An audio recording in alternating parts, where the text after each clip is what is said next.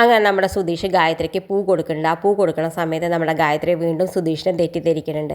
എന്തായാലും നമ്മൾ ഗായത്രി പറയുന്നുണ്ട് എനിക്ക് ഇതിലേക്കാരെ ഒരു വലിയ ഗിഫ്റ്റ് കിട്ടാല്ല എന്ന് പറഞ്ഞിട്ട് നമ്മുടെ സുധീഷിനെ വീണ്ടും കൈയൊക്കെ ചേർത്ത് പിടിക്കുന്നുണ്ട്. നമ്മുടെ സുധീഷിനാണെങ്കിൽ ഇത് വല്ലാത്ത തൊയരക്കേടാവുണ്ട്. എന്നിട്ട് നമ്മുടെ സുധീഷ് പറയുന്നുണ്ട് ഞാൻ ഇപ്പോൾ വരാം, എനിക്കൊന്ന് റെസ്റ്റ് റൂമിൽ പോകണം, ഞാൻ ഇപ്പോൾ വരാമെന്ന് പറഞ്ഞിട്ട് അങ്ങനെ വീട്ടിലേക്ക് പോവാണ്. പിന്നെ ഒരിക്കലും ഗായത്രി അടുത്തേക്ക് വരുന്നില്ല. എന്തായാലും വീട്ടിൽ പോണ സമയത്ത് എല്ലാവരും കൂടി ഇരുന്ന് ഭക്ഷണം കഴിക്കുന്നുണ്ട്. എല്ലാവരും ഭക്ഷണം കഴിക്കുന്ന സമയത്ത് നമ്മുടെ സുധീഷൻ കയറി ചെല്ലുന്നുണ്ട്. ആ സമയത്ത് നമ്മുടെ സുഭാഷേട്ടൻ പറയുന്നുണ്ട് ഇരിക്കുക ഭക്ഷണം കഴിക്കുക ഇരിക്കുക എന്ന് പറയുന്നുണ്ട്. എന്തായാലും ഞാൻ കൈയൊന്നും കഴുകിയിട്ട് വരാമെന്ന് പറഞ്ഞിട്ട് കൈ കഴുകിയിട്ട് വന്നിട്ട് നമ്മുടെ സുധീഷ് അവരുടെ ഒപ്പം ഇരുന്ന് ഭക്ഷണം കഴിക്കുന്നുണ്ട്. അവരിങ്ങനെ ഓരോന്ന് ചോദിക്കുന്നുണ്ട്. പക്ഷെ നമ്മുടെ സുധീഷ് ഒന്നും ശ്രദ്ധിക്കില്ല, ഇങ്ങനെ വലിച്ച് വാരി കഴിക്കുന്നുണ്ട്. അവൻ അവിടുത്തെ പിറന്നാളുടെ ഓർമ്മ മാത്രമേ ഉള്ളൂ. ഇങ്ങനെ ഗായത്രി എല്ലാവരുടെ മുന്നിൽ ഇങ്ങനെ പരിചയപ്പെടുത്തി ഇത് എൻ്റെ ലവറാണെന്ന് പറഞ്ഞ് പരിചയപ്പെടുത്തി അവന് വല്ലാത്ത ഫീലായിട്ട് അവൻ ഇങ്ങനെ ഒരുപാട് ഇരുന്ന് കഴിക്കുന്നുണ്ട്. അവൻ എന്നെ അറിയില്ല അവൻ എന്താ കഴിക്കണമെന്നൊന്നും. ആ സമയത്ത് നമ്മുടെ സുഭാഷേട്ടൻ ചോദിക്കുന്നുണ്ട് കൂട്ടാൻ വേണോടോ അത് വേണോടോ, എന്ത് ചോദിച്ചാലും സുധീഷ് ശ്രദ്ധിക്കുന്നില്ല. ആ സമയത്ത് നിധി വിചാരിക്കട്ടെ എന്താ പറ്റിയെന്നാവോ എന്നൊക്കെ ഇങ്ങനെ വിചാരിക്കേണ്ട. എല്ലാവരും വിചാരിക്കേണ്ട എന്തോ പറ്റിയെന്ന്. എന്തായാലും എല്ലാവരും നീട്ടിൽ പോകുന്നുണ്ട്. പിന്നെ കാണിക്കണത് പിറ്റേ ദിവസം രാവിലെ ആകുമ്പോൾ എല്ലാവരും പുറപ്പെടുന്നുണ്ട്. ആ സമയത്ത് നമ്മുടെ സുധീഷ് ഇങ്ങനെ ഫോൺ ഓഫാക്കി ഇങ്ങനെ ഇരിക്കുന്നുണ്ട്. ഫോൺ ഓണാക്കണില്ല ഒന്നാക്കണില്ല. ആ സമയത്ത് നമ്മുടെ നിധി കളിയാക്കുന്നുണ്ട് ഇന്ന് എന്താണെന്നാവോ വണ്ടി ബസ് സ്റ്റാൻഡിലേക്ക് പോകണില്ലേന്നാവോ എന്നൊക്കെ പറയുന്നുണ്ട്. ആ സമയത്ത് നമ്മുടെ ഹരീഷ് കളിയാക്കുന്നുണ്ട് എപ്പോഴും ബസ് സ്റ്റാൻഡിലല്ലേ പണി, ഇന്നെന്താ ബസ് സ്റ്റാൻഡിൽ പോകാതിരിക്കുന്നത്, അതിന് ഇന്ന് ഗായു വരുന്നില്ല, അവളെന്ന് എന്നെ വിളിച്ച് പറഞ്ഞിരുന്നു അവളൊന്ന് കോളേജിലേക്കില്ല, പിന്നെ എന്തിനാ ഞാൻ പോകേണ്ട ആവശ്യം, അതാണ് ഞാൻ ഇവിടെ ഇരിക്കണേ എന്നൊക്കെ പറയുന്നത് നമ്മുടെ സുധീഷ്. എന്തായാലും നിധി അത് വിശ്വസിക്കുന്നുണ്ട്. നിധി അടുക്കളയിൽ പോയിട്ട് ഓരോന്നും ഇങ്ങനെ ഭക്ഷണമൊക്കെ എടുക്കുന്ന സമയത്ത് നമ്മുടെ ഭാസ്കരൻ പുറത്തിരുന്ന് കുരയ്ക്കുന്നുണ്ട്.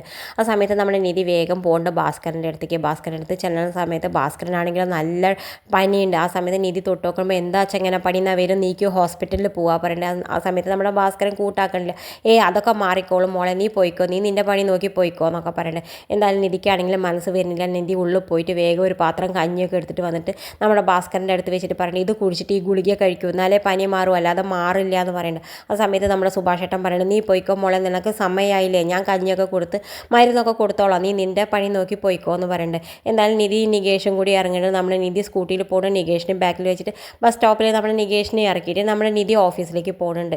എന്തായാലും പിന്നെ കാണിക്കുന്നത് നമ്മുടെ സുധീഷും ഡ്യൂട്ടിയിലേക്ക് പോകുന്നുണ്ട്. സുധീഷ് ഡ്യൂട്ടി പോയിട്ട് ഇങ്ങനെ വണ്ടിയും കൊണ്ട് ഓടിക്കുന്ന സമയത്ത് ഒരാളെ വെച്ചിട്ട് പോകുന്ന സമയത്ത് നമ്മുടെ ഗായത്രി ആണെങ്കിൽ ഒരുപാട് വട്ടം വിളിച്ചുകൊണ്ടേയിരിക്കുന്നുണ്ട്. സുധീഷിനെ തുരുത്തുരാന്ന് വിളിച്ചുകൊണ്ടിരിക്കുന്നുണ്ട്. 17 മിസ് കോൾ 18 മിസ് കോൾ. നമ്മുടെ സുധീഷാണെങ്കിൽ ഫോൺ കട്ടാക്കിയിട്ടേ ഇരിക്കുന്നുണ്ട്.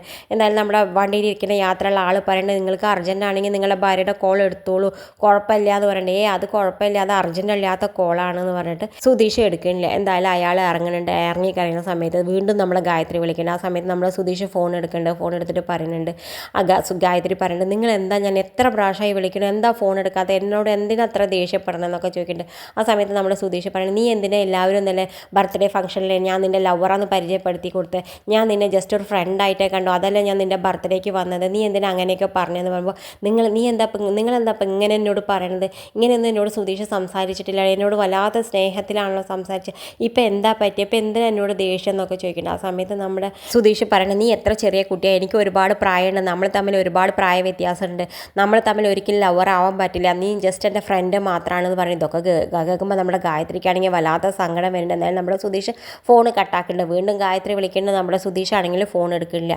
എന്തായാലും നമ്മുടെ പിന്നെ കാണിക്കണം നമ്മുടെ നിധി ജോലി മാറ്റി വരുന്നുണ്ട്. ആ സമയത്തും ഭാസ്കരൻ പനിച്ച് പറിച്ച് കിടക്കുകയാണ്.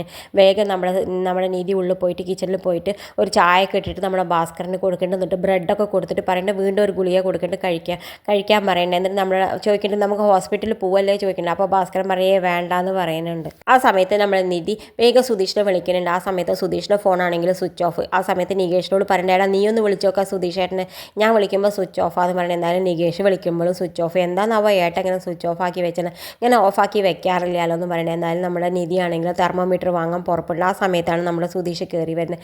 എന്താ നിങ്ങളുടെ ഫോൺ ഇങ്ങനെ സ്വിച്ച് ഓഫ് എന്ന് ചോദിക്കുന്നത് നമ്മുടെ സുധീഷിനോട്. അത് ചാർജ് കഴിഞ്ഞ് ഓഫാക്കി, ഞാൻ ഓഫാക്കിയിട്ടില്ല എന്നൊക്കെ പറയുന്നത്. നീ എവിടേക്കാണ് ചോദിക്കുന്നത്. ആ സമയത്ത് നിധി പറയുന്നത് ഞാനൊരു തെർമോമീറ്റർ വാങ്ങാനാണ്, അച്ഛന് വല്ലാതെ ടെമ്പറേച്ചർ ഉണ്ട്, എത്ര പനിയുണ്ട് ഞാനൊന്ന് നോക്കണം അതിന് വേണ്ടിയിട്ടാന്ന് പറയുന്നത്. ആ സമയത്ത് നിധി പോണ കണ്ടപ്പോൾ നമ്മൾ സുധീഷ് പറഞ്ഞ് ഞാൻ പോയി വാങ്ങി കൊണ്ടുവരാമെന്ന് പറഞ്ഞിട്ട് പുറത്തേക്ക് പോയിട്ട് അവൻ തെർമോമീറ്റർ വാങ്ങാൻ പോകുന്നുണ്ട്. സുധീഷ് ആണെങ്കിൽ ആ സമയത്ത് ഫോൺ അവിടെ കുത്തി വെച്ച് പോയിട്ടുണ്ടാവും. ആ സമയത്ത് നികേഷ് നോക്കണ സമയത്ത് എടുത്തി ഇത് ഫോണിൽ ബാറ്ററി കഴിഞ്ഞതൊന്നുമല്ല, 80% ബാറ്ററി ഉണ്ട്, ഇത് ഫ്ലൈറ്റ് മോഡിൽ ഓൺ ആക്കിയിട്ടിരിക്കുകയാണ്, എന്തോ ഏട്ടനൊരു പ്രശ്നമുണ്ട്, എന്താണെന്ന് അറിയില്ല, എന്തൊക്കെയോ കള്ളത്തരങ്ങളുണ്ട് ഇതിൻ്റെ പിന്നിലെന്ന് പറയുന്നുണ്ട്. എന്തായാലും നമ്മുടെ നിധി ആണെങ്കിൽ ഇതിങ്ങനെ ആലോചിച്ചിട്ട് നിൽക്കുന്നുണ്ട്. ഇത് കാണിച്ചുകൊണ്ടാണ് ഇന്നത്തെ പ്രമോ അവസാനിക്കേണ്ടത്. ഇതുപോലുള്ള പ്രമോ വിശേഷങ്ങൾ നിങ്ങളുടെ മുന്നിൽ എളുപ്പത്തിലെത്താൻ ഈ ചാനൽ ഒന്ന് സബ്സ്ക്രൈബ് ചെയ്യാൻ മറക്കരുത്.